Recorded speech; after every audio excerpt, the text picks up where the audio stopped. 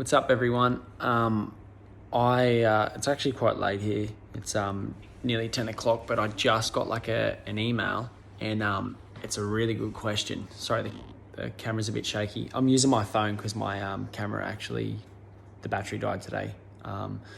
So anyway, that's still charging. But someone emailed me, asked what the difference was between like a flare-up, or not even a flare-up. They said, so what's the difference between a flare-up with ulcerative colitis and a flare-up with a J pouch? And I've had both. Thankfully, I've only had one with my J pouch. And the difference is, ulcerative colitis was just super aggressive, hey? And obviously there's a lot of blood. You just feel drained all the time. Like, I remember looking back at photos, like my cheeks were like, like sunken in. I had like acne, and when I would flare up, the acne would really like flare up too. And I'd get like rashes on my back, kind of almost like hives. Obviously there'd be a lot of blood. Like, I'd probably lose half a liter. I reckon I'd probably leave like maybe 250 mil of blood a day. Some days, like when it was really bad, not half a liter, that's a bit of an exaggeration, but like you'd be going to the bathroom 15 to 30 times a day, and that's not an exaggeration. You could go 30 times a day easy on a bad flare in a 24-hour period, and it wasn't even like you weren't even eating anything. It was just blood. And you were tired. You'd be real agitated. It was just horrible. Ulcerative colitis was not a fun time. I'm thankful I only had it for 6 years. I know people that have had it for 10 plus years, and they're just soldiers, eh? That's just solid effort. But yeah, the difference is, for me, I know people do have rough times with J pouches, but my flare-up was earlier, and it was lasted about 2 weeks, and I got put on this drug called Cipro, and basically it wasn't pouchitis. Like, I've never had pouchitis once. It was during a job transition, and it was probably about 3.5 years ago, and I just stressed. And this is when I really learned to not stress, and that, like, a job's a job. I'd rather not work, even though, like, it's not ideal, and just be comfortable and healthy. And I know we need money to live and stuff like that, but if there's another option, and you've got like a bit of savings or some family that you can like move in with temporarily, or a friend, or I would just do that 100% at the drop of a hat, honestly. Anyway, that's besides the point. I stressed out a lot when I transitioned with the job, and then just stressed and didn't eat right, and just would like binge eat, and ended up getting like a flare-up kind of thing, and everything I would eat would get into the pouch, and I'd be like, there'd be urgency, and I'd go to the bathroom and it'd be very like runny, and it wasn't nice. And like I wasn't even passing a lot. Like, I'd pass like a bottle cap, like a milk bottle cap worth of stool, and I'd be going to the bathroom maybe like 10 to 15 times a day in a 24-hour period, sometimes more for that 3 weeks. I did go to the doctors. I just like went rummaging through like some files, and there was just inflammation. My CRP, which is something protein, they test with a blood test. That was like way up there at like 114 or something. Now it's at about 1 or 2 for the last couple of years. But yeah, it was nowhere near as bad as bloody ulcerative colitis. Like, on a scale of 1 to 10, 10 being ulcerative colitis flare up, it would have been maybe at like a 4, and I was I mean, it was bearable, but it's still not ideal. I had to take the first week and a half off of that job and start later, purely based on the fact that I could not go to work, and I couldn't be out for 8 hours of the day, and have to run to the bathroom and stuff. One, because it's like kind of embarrassing, and two, just because like how helpful am I going to be? And it's not a very good impression to be like bloody scooting off to the loo every 20 minutes. So that was a really good learning curve for me. And ever since then, like I've just been like structured.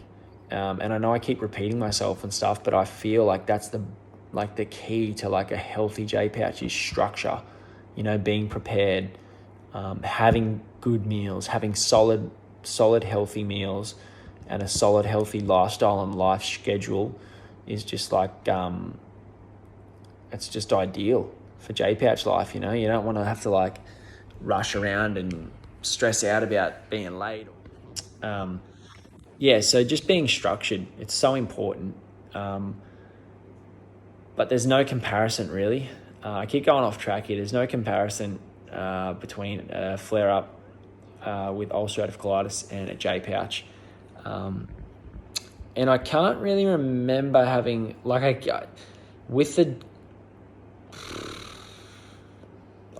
was once with the colostomy bag, there was like a period there when I first got it when it was like really like watery, but most of the time for me, for 3 or 4 months I had it, it was fairly like normal, you know, just like paste. And the only times it went watery was I think when I ate things that I shouldn't have eaten and like it turned to water just to like go around that obstruction.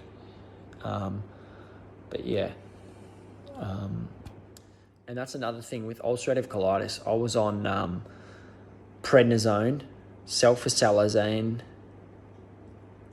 and I was doing 1 enema a day in the mornings just to go to the bathroom. And then I was doing like suppositories as well. So I'd do like, it was horrible. So I'd do like 6 of these sulfasalazine tablets. Probably, I was on like bloody 25 milligrams, like a base rate, 25 milligrams. And then it would like jump up to like 50, I think it's milligrams is the correct term, but of prednisone. And that shit is bad, man. I had like rashes all through here, and it was horrible, like a metallic taste in my mouth. But yeah, I was on tablets galore. It was freaking crazy. And I don't know. I wish I knew, like, I wish I had the knowledge I had now about diet and healthy lifestyle, and because I think stress was a big factor in my flare-ups too when I had a colon and ulcerative colitis. But I think the stress was based around the colitis. Like I would stress about going to school, and I would stress about footy, and I would stress about surfing. Like I couldn't even make it to the surf, which was like a 40-minute drive at that time. I was living a bit further away, without like shitting myself. And that's the honest truth. I got to the car park one time and just shit myself, and I was like, great. Like, and there was people there and everything. I was like, great, this is like great start to the day. Yeah, I'm pretty sure that covers it all. The email I got was pretty vague. It just said, what's the difference between a flare-up with ulcerative colitis and a flare-up with a pouch? But I definitely feel pouchitis. I haven't had it, but if someone has had pouchitis, throw a comment under this video and let us know what it's like compared to an ulcerative colitis flare-up. And yeah, we'll just start a bit of a chat about it and see what everyone thinks.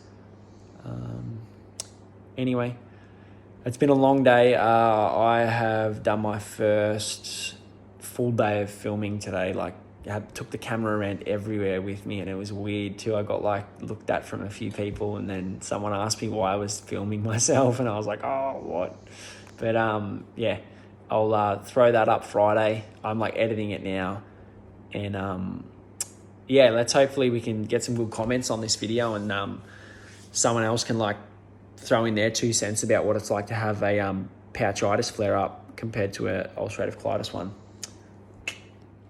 I thought I'd just quickly add, and I'm probably going to miss out on a heap of things here, but if someone can comment below, just chuck a whole bunch of, jot down some stuff that I've missed and I'll touch on it, but like pros and cons to having a pouch against having like a colon with ulcerative colitis. Way less urgency with a pouch, way less urgency. Con, you probably can't hold as much like stool, like volume wise, but you have to go to the bathroom a couple more times. Who cares? I don't find it an issue like at all. Another con to the J pouch is there's a little bit more gas, but when you look at it, it's bearable. It's 100% bearable compared to like shitting yourself in public with ulcerative colitis. Pro with J pouch, and like these are all personal too. These might not like fit in with like other people that have pouches and stuff, and they might not agree with what I have to say, which is fine. Like I'd love to hear their opinion. Way less medication. Like with my pouch, I voluntarily take everything, and they're all like none of them are Western medicine. Sorry, I voluntarily take everything bar. Actually, no. Like I was going to say bar the Lipramade, the gastro stop, but I mean, if I didn't want to, I wouldn't have to take the gastro stop. I'd purely do it based on the theory. Like I don't know if it's true, but it's my theory is that if I take that gastro stop and I've like put food dye in food to see how long it takes to go through me, it's like 4 hours, 5 hours roughly with no food dye, and with no food dye. 4 or 5 hours it takes to go through me and digest and pass without one gastro stop. 2 gastro stop was too much. Oh, I got a knot. 2 gastro stop was too much. That was just like too solid. And then 1 gastro stop was like 7 to 10, give or take, 7 to 10 hours. And the consistency in this, like how solid it is, if that makes sense, and the consistency was just like a lot better. And I think if it gets too solid, you get bloated. So that's another really good pro to having a J pouch. Oh God, there's probably so many. They're the ones that like come to me off the top of my head. What else? There's got to be more. Swing us a comment. Let me know what you guys think is the pros and the cons to having a pouch over a colon with ulcerative colitis. I might even do a little quick video on that. Pros and cons to J pouch versus normal colon, and then pros and cons from J pouch to colon with ulcerative colitis. There's just so many variables and variations and things that like are good and bad, and like it's just way too much to delve into right now. It's been a big day, but I just wanted to, like, while it was fresh and I read that email, I just wanted to throw this video up really quickly, so it was out there, and yeah, we can have a chat about it. So let us know. So a couple more pros and cons is fatigue. Obviously, like, we've all been in the same predicament. We're getting the J pouch or an ileostomy or a colostomy bag for some reason. It's going to be potentially Crohn's, bowel cancer, like colon cancer, or ulcerative colitis. Maybe some other reasons like too many resections, or I'm not too sure, I'm not a surgeon, but they're the ones that I like can rattle off the top of my head. So we've all been in the same predicament. One of the main things that's an absolute killer every day is fatigue.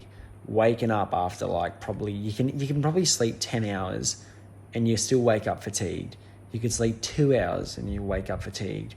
If I slept 2 hours now with a pouch, I'd still feel better than most mornings I did while I had a freaking colon with ulcerative colitis, you know? Leading up to my surgery, I remember I was watching Shark Week in December, Shark Week's over here in Australia is in December, and it's just like a week of just shark stuff. I love sharks. Like I've been shark diving with white pointers. They're awesome. I surf. I see sharks, like not when I want to see sharks. I've only seen some little ones, but I've seen sharks in the surf. I freaking love them. And I couldn't stay awake. I couldn't do anything. And I remember I was watching Shark Week, and my dad brought me home. This is before I knew anything about diet. This was like about 3 days before my first surgery, when they were ripping my colon out. And he brought me home McDonald's and then Hungry Jack's, which is obviously a shit meal, but that's all I felt like eating. You know, I knew my colon was going. I was already like pretty much effed up. Now I probably know, looking back, I should have eaten a bit better for that week, but I was just, they just wanted to get some food into me, some nourishment, because I didn't feel like my taste was gone. I was so like deprived and like beaten down, and I didn't want to eat anything. And he brought me home Hungry Jack's, and I had about half a bite of the burger and maybe some chips, and that was all I ate for that week. And I remember that because they just kept coming home trying to feed me stuff and give me food, and I just didn't eat anything, and I lost a lot of weight. But yeah, that's just what ulcerative colitis does to you. And this is I was like pre-surgery. This was just normal me. This was just what ulcerative colitis did to me. It was just beat me down, and like I was like this close to like probably not making the surgery. But yeah, so that's a rough one. But yeah, fatigue was really, really bad. I remember fatigue, the last probably 6 months of having a colon was really rough. Fevers, you don't get fevers with a J pouch. I mean, I do know, and I have heard that you do get fevers while you have pouchitis. I'm not sure if they're as bad as what they were when I had colitis. Pardon me, drinking a beer. But yeah, I don't know. So like if someone's had pouchitis, like I have spoke to like a couple of the boys and the girls on my pouch forum, and I have heard it's pretty rough, but let me know. Are the fevers as bad with pouchitis as they were with colitis? Yeah, weight loss. I mean, you can eat a massive variety of food with a pouch, and pretty big quantities too. So I haven't worried about weight loss. I can't gain weight, but I'm not losing weight. I'm still sitting at like 73. Rarely get diarrhea. If I did a food diary now, I would have had I can't remember the last time I had the runs, but looking back, I think it was roughly 3 months ago. And I thought about this for a while too. I just couldn't think of the last time I had it. And then I kind of like thought about like dates and events that happened, and I'm like, oh yeah, maybe it was then. So roughly 3 months ago. Before that, who knows? Anemia, like I'm not anemic anymore. My blood count's perfect. All my bloods are like on point, and they have been for ages. Lots of energy, like a shitload of energy. You'll see once I upload this day in the life of, I surfed for hours today, and sometimes I can surf twice in one day. So if I have like a midday support, I can wake up at 6, eat brekkie, go for like 3 hour surf, come home, slap on some more sunscreen, down like a whole bunch of hydrolyte water, have some lunch, and then go do my support. And then on the way home from my support, I'll just go to the beach and surf till dark. That's like 5 to 6 hour turnaround of just surfing, which if you've tried surfing, it's not as easy as what it sounds like or what people like make it out to be. It's pretty full on, especially if the waves are big and there's a sweep. I do have a Rip Curl Tide Watch. Those things are wicked. And if you're surfing a point break, you could surf for like 4 hours at a time and clock up like 4 to 5 kilometers paddling. And then if you're doing a run around, which means that you get swept from one side of the beach to the other, you could probably do like 1 to 2 Ks, like soft sand running as well, like wet sand running, either or. Running on sand's not easy. So you have a shitload of energy, and that probably explains why I'm so skinny too. abdominal pain is a con. It's not the same kind of abdominal pain as ulcerative colitis. It's more just gas. You know, it's not like cramping and agony and, you know, I always used to like twitch and have like spasms and stuff, but I don't have those spasms. You know, it's just gas. And they're not even that bad really. Like they are if I'm like working and I can't lay down or I'm in a public place. But if like I'm in a public place and I'm by myself, or I'm with my mates, I'll just like scoot off to the side somewhere, lay on the grass or the concrete and let it rip. You know, I don't care who's around as long as it's not like in a shopping center or something. If it's in a park, there's plenty of room. Lean red meat. I just thought I'd throw this one out there. Ever since I started eating lean red meat, I wasn't a fan of red meat because of like the inflammation rumors and all of that kind of stuff. But once a week I'll have red meat, and my iron's been really, really good since that, because I couldn't digest spinach. It was just too hard to digest, so I couldn't eat that. So red meat, I'll eat it once a week, and even like beef jerky. I don't know if that's lean or if it's easy to digest, but I'll eat beef jerky, and I get it from my local butcher. Pardon me, I get it from my local butcher, and it's really good. And a couple of like key factors that I think have really helped with keeping my pouch healthy, like, and just avoiding like pouchitis and any complications, is being strict, eating dairy-free, is being strict, eating dairy-free, gluten-free, having really good sleep, and just not stressing. And you might have to work on those things, but I'm not going to guarantee it, but I think if you do those things, they'll help you. And I'd love to hear your feedback on that. So, yeah.